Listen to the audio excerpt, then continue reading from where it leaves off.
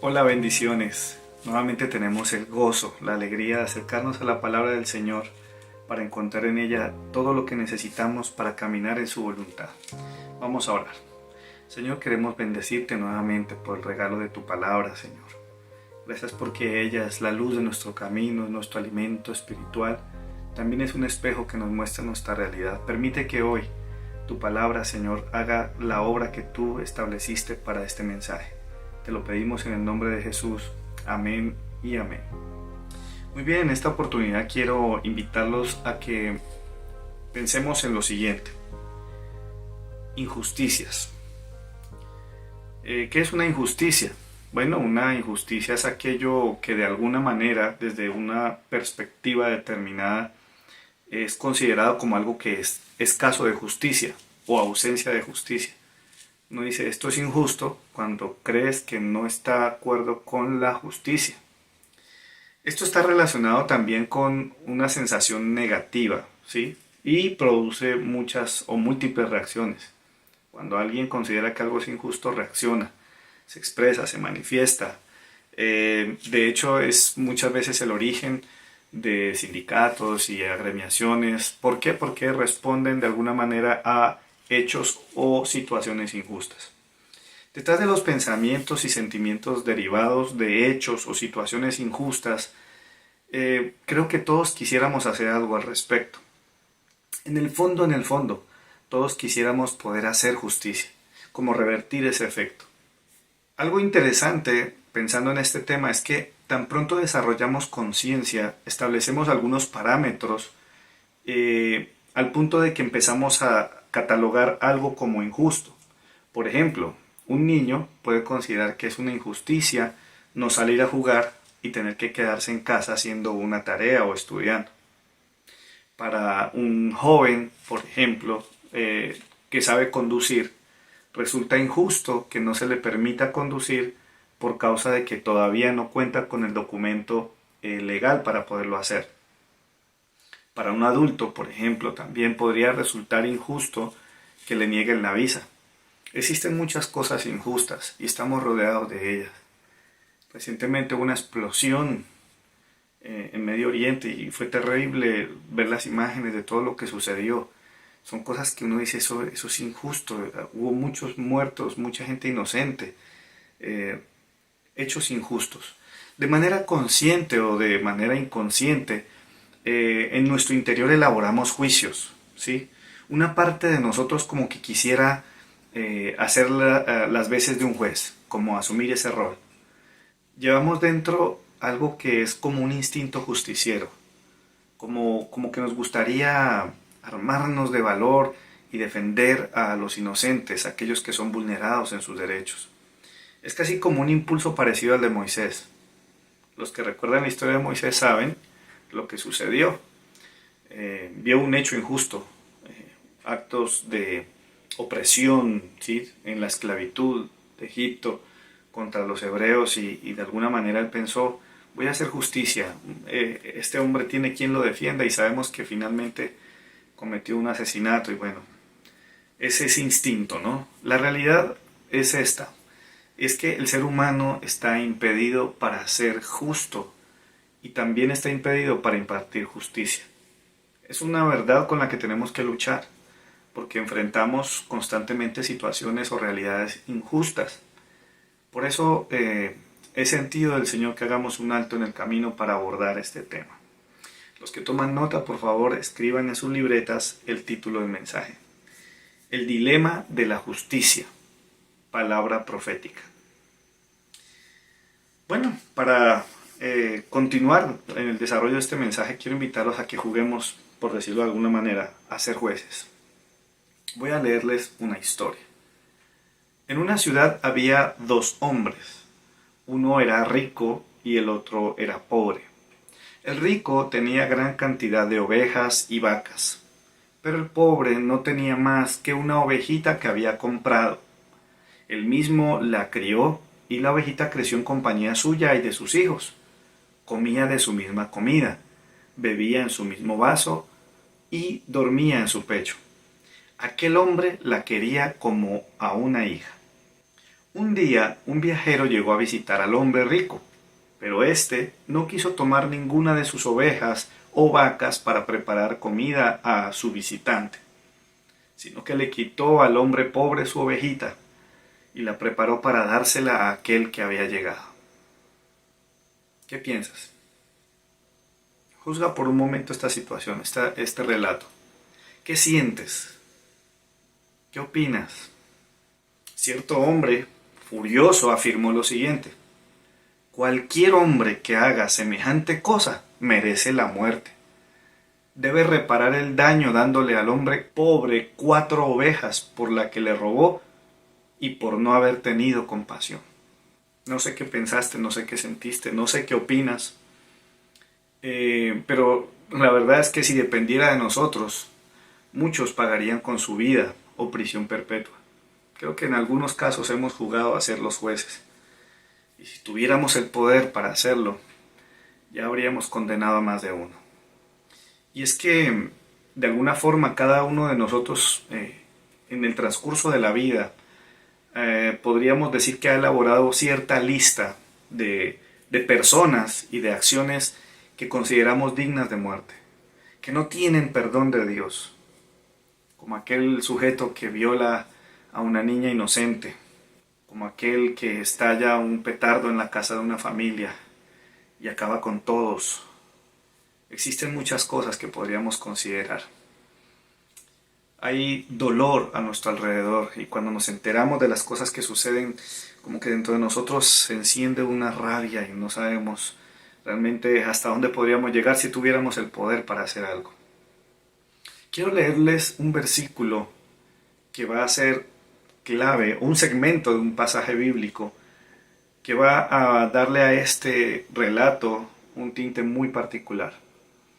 Segundo de Samuel, capítulo 2, versículo 12, voy a leer la segunda parte del versículo.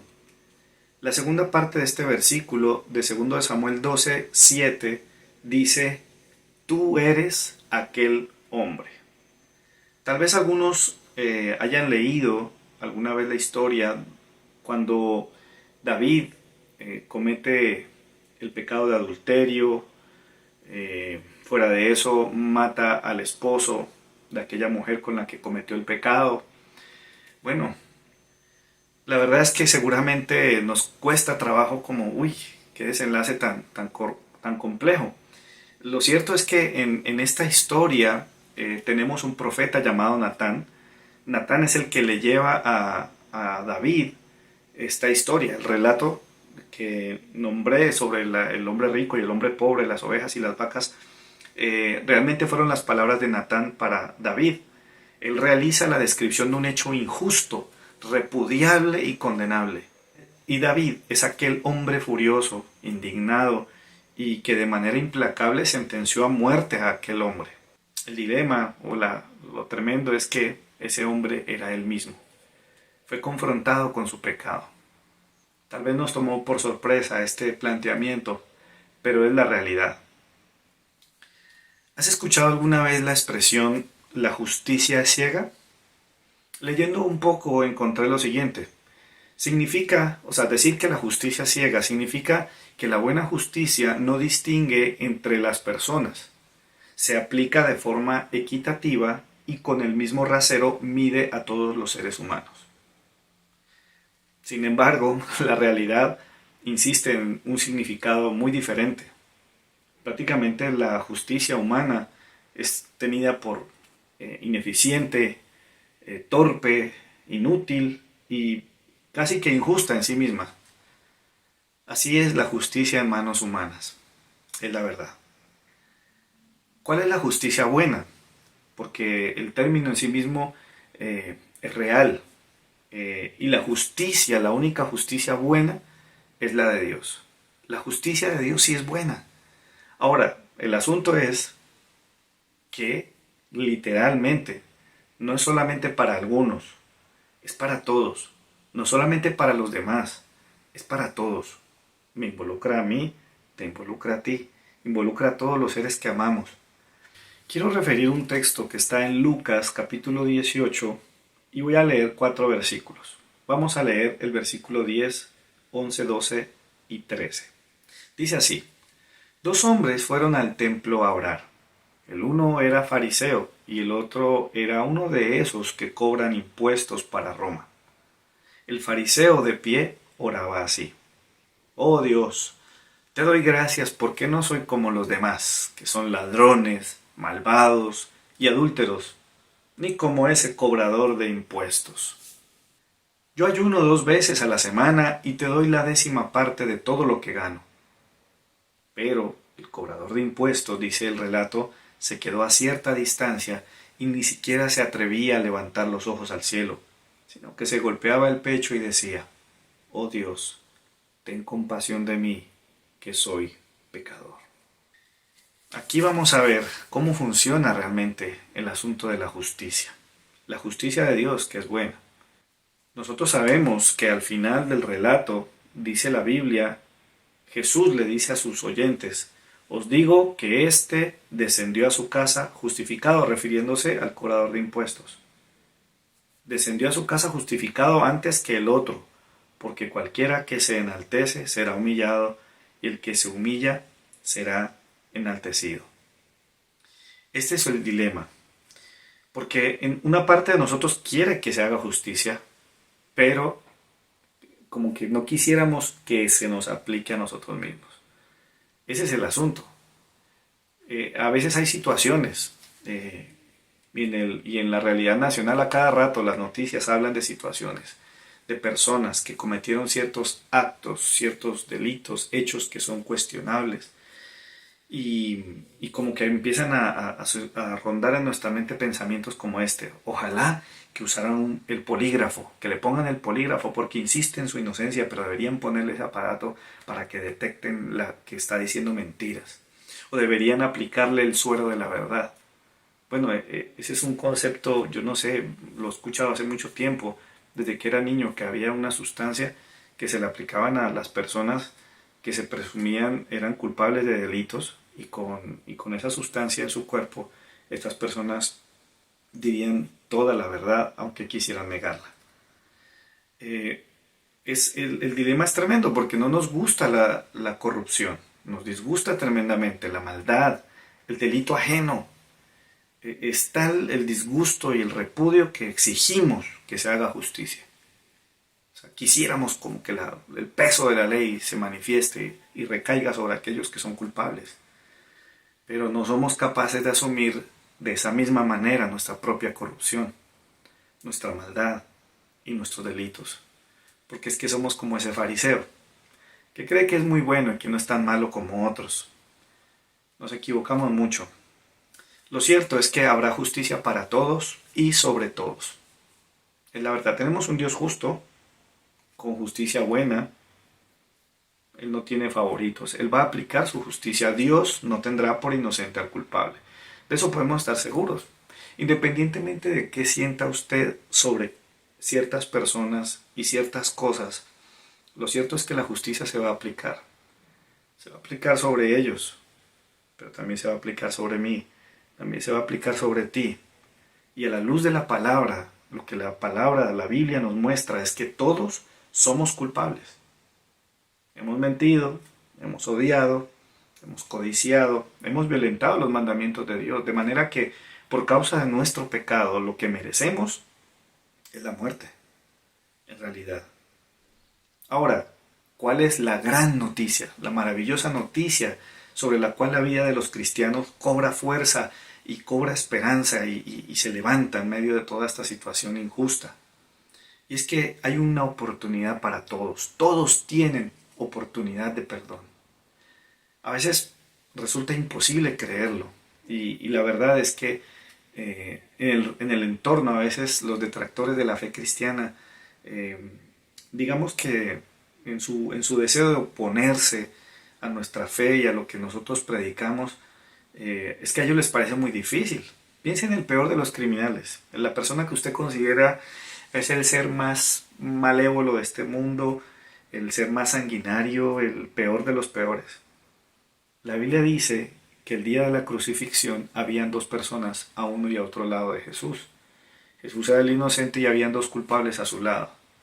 Asombrosamente, en cuestión de un parpadeo, uno de ellos fue justificado. Eso nos lo muestra la Biblia en Lucas 23.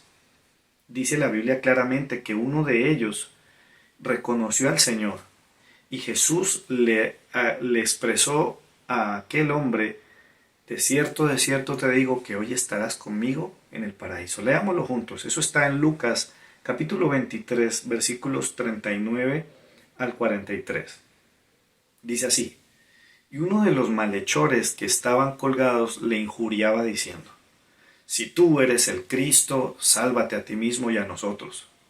Respondiendo el otro, le respondió diciendo: ¿ni aún temes tú a Dios estando en la misma condenación? Nosotros, a la verdad, justamente padecemos, porque recibimos lo que merecieron nuestros hechos. Mas éste ningún mal hizo. Y dijo a Jesús: acuérdate de mí cuando vengas en tu reino. Entonces Jesús le dijo: de cierto te digo que hoy estarás conmigo en el paraíso. La justicia se va a aplicar, pero la oportunidad de perdón a través del acto de Jesucristo. Jesús llevó la carga, el peso, la condenación, el castigo por nuestra maldad. Aquel que se acoge por la fe a Él tiene la oportunidad de cambiar su eternidad, de cambiar el dictamen del juez de jueces del universo. Es la única manera, es lo que predicamos, es lo que creemos, pero luchamos con ese instinto fariseo en nuestro interior. Porque sí queremos que se haga justicia, pero que se le haga a otros, no a nosotros. Miren, nosotros gozamos del perdón de Dios porque hemos sido librados por causa de la obra de Cristo. Si somos conscientes de esto, si Dios nos ha perdonado tanto, si Dios nos ha perdonado y ha pagado lo que nosotros jamás habríamos podido pagar, considerando todo esto, nosotros podríamos o deberíamos actuar como jueces. Estábamos condenados a muerte y aún así hemos sido perdonados. ¿Deberíamos nosotros tener una actitud de jueces? De ninguna manera. No hay fundamento bíblico para esto. Nada nos habilita para tener esa actitud. Te voy a hacer una pregunta. ¿Alguna vez has pensado de alguien como que debería pagar? Casi que como que celebramos que no somos tan pecadores como ellos. Como que quisiéramos que se haga justicia. Es que esa persona tiene que pagar. Y ojalá lo refundan en la cárcel. Y ojalá pase muchos años. Y ojalá y empezamos a cavilar muchas cosas.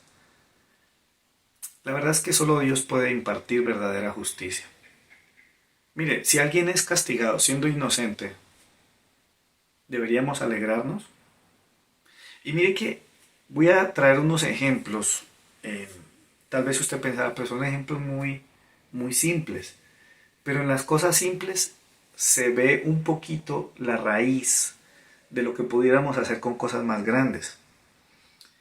Por ejemplo, hay un partido de fútbol y de alguna manera en una jugada confusa un rival es expulsado del juego, una tarjeta roja, o le pitan un penal a favor de tu equipo. Tú sabes que fue una jugada confusa, que no es lo que pareció, pero el juez pensó que era así, y celebras. ¿Deberíamos alegrarnos? No. Hoy en día se está utilizando el método del VAR, ¿sí? Una sección de cámaras, una cantidad de perspectivas para detallar realmente lo que pasa. Dios es el único que tiene esas facultades para todo el resto de las cosas que suceden en la vida. Pero a nosotros se nos antoja como que, sí, eso fue penal. No, viene expulsado. Y a veces lo hacemos adrede, a sabiendas de que realmente es algo injusto. No deberíamos movernos de esa manera. Ahora, ¿alguna vez has pensado de alguien como alguien justo? Es decir, como que no merece juicio. Como, uy, no, esa persona, cómo la van a condenar? Esa persona no es mala. ¿Sí? Tiene una muy buena reputación.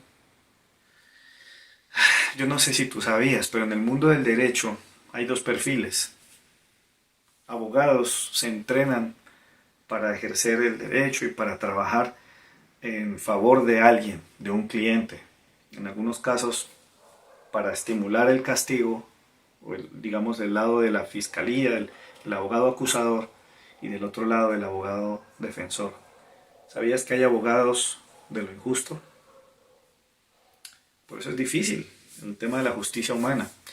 Ahora, pensemos en esto. La justicia y la fe cristiana. Insisto, el dilema de la justicia es muy grande. Piensa en esto. Si alguien cercano, ¿sí? Alguien próximo a ti, o alguien de tu familia, es absuelto de algo, siendo culpable, ¿deberías alegrarte? Voy a poner otro ejemplo de esos que estoy diciendo, que son ejemplos de pronto muy pequeños, muy básicos, pero son reales. Imagínese una multa. Digamos que el funcionario de tránsito ese día, no sé, estaba como medio alcanzado de dinero y accedió a un soborno, y la persona con muy poco dinero se libró de una gran multa y del problema de la grúa y los patios y todo esto. ¿Sería que deberíamos alegrarnos por eso? Uy, qué bien. Uy, no, gracias Dios, no me inmovilizaron el carro. Mire, el milagro de la salvación provoca algo extraordinario en la vida de las personas. Y es que el Espíritu Santo, el poder de Dios, cuando la vida de Dios se manifiesta en los corazones, esto provoca una convicción de pecado, de justicia y de juicio. No sé si han leído la historia de Zaqueo, pero la historia de Zaqueo es un hombre sumamente corrupto, odiado por la gente, era un sujeto muy avaro, y resulta que cuando este hombre recibe a Jesús, experimenta algo extraordinario. De un momento a otro es consciente de cuánto fraude, de cuánto engaño, de cuánto robo había cometido. Y este hombre dice, yo voy a cambiar y voy a devolverle a la gente lo que le robé. Y si defraudé, si engañé, si estafé a alguien, lo voy a devolver 4 veces más. Ese es un efecto de la salvación. Es la justicia de Dios obrando en el interior. No puedes ocultarla, no la vas a evadir. Enfrentamos la justicia torpe del ser humano, que está cegada por la corrupción terrenal.